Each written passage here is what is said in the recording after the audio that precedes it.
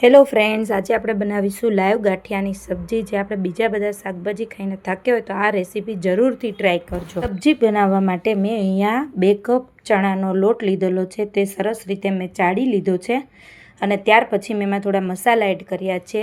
હિંગ છે, થોડી ચપટી હળદર છે, ત્યાર પછી એમાં લાલ મરચું છે સૂકું 1 ચમચી જેટલું, અને ત્યાર પછી એમાં સ્વાદ પ્રમાણે મેં નમક એડ કરેલું છે. અને ત્યાર પછી આપણે સરસ રીતે આનો લોટ બાંધી લેવાનો છે. જે રોટલી કરતાં થોડોક જ આપણે ટાઈટ રાખવાનો છે, એવો લોટ આપણે બાંધવાનો છે, પણ પરોઠા કરતાં આપણે થોડો ઢીલો રાખવાનો છે. એ રીતે આપણે લોટ રેડી કરી દઈએ એટલે આને આપણે લાઈવ ગાંઠિયા સબ્જીમાં પાડવાના છે. અને ત્યાર પછી મેં એના માટે અહીંયા આ જારીનો યુઝ કર્યો છે ગાંઠિયા પાડવા માટે, અને સંચામાં મેં આ જારી લીધેલી છે. અને ત્યાર પછી આમાં આપણે જે લોટ બાંધેલો છે ગાંઠિયા, તે લોટ આ સંચામાં આપણે એડ કરી દઈશું અને આની મદદથી, સંચાની મદદથી આપણે લાઈવ ગાંઠિયા સબ્જીમાં પાડશું. ત્યાર પછી આપણે આ રેસીપી તમે જરૂરથી ટ્રાય કરજો. આ રેસીપી ટેસ્ટી બી છે અને ઇઝી બી છે, અને નો ઓનિયન નો ગાર્લિક તો બી બહુ સરસ બને છે. અને ત્યાર પછી મેં આ રેસીપી માટે જે વઘાર કરવાનો છે તે મેં થોડા ઇન્ગ્રેડિયન્ટ્સ લીધેલા છે.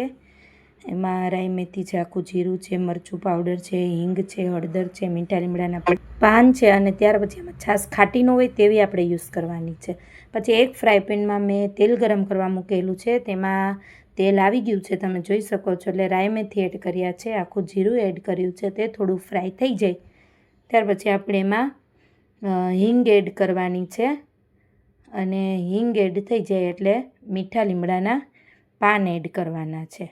અને આ બધું સરસ ફ્રાય થઈ જાય એટલે એમાં હલ્દી પાવડર એડ કરવાનો છે, અને મરચું પાવડર એડ કરીને તરત આપણે છાશ એડ કરી દેવાની છે, કે જેથી મરચું પાવડર આપણું દાજી ના જાય અને સરસ લાલ કલર અંદર આવે.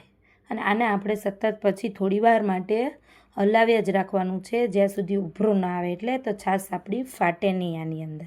અને સ્વાદ પ્રમાણે આમાં નમક મેં છાશમાં એડ કરેલું હતું, તમારે અહીંયા પણ એડ કરો તોય ચાલશે, અને છાશમાં બી એડ કરી દો તો બી ચાલશે. પછી આને થોડોક ઉભરો આવવા દેવાનું છે, અને ઉભરો સરસ આવી જાય ત્યાર પછી એમાં આપણે સંચાની મદદથી લાઈવ ગાંઠિયા પાડવાના છે. ત્યાર પછી આપણે આમાં ધાણા જીરું એડ કરીને આને અંદર બધું મિક્સ કરી દેવાનું છે સરસ સબ્જી. અને એ ધાણા જીરું મિક્સ થઈ જાય પછી આ સબ્જીમાં તેલ છૂટું પડે ત્યાં સુધી આપણે 2 મિનિટ માટે ઢાંકીને કૂક થવા દેવાનું છે.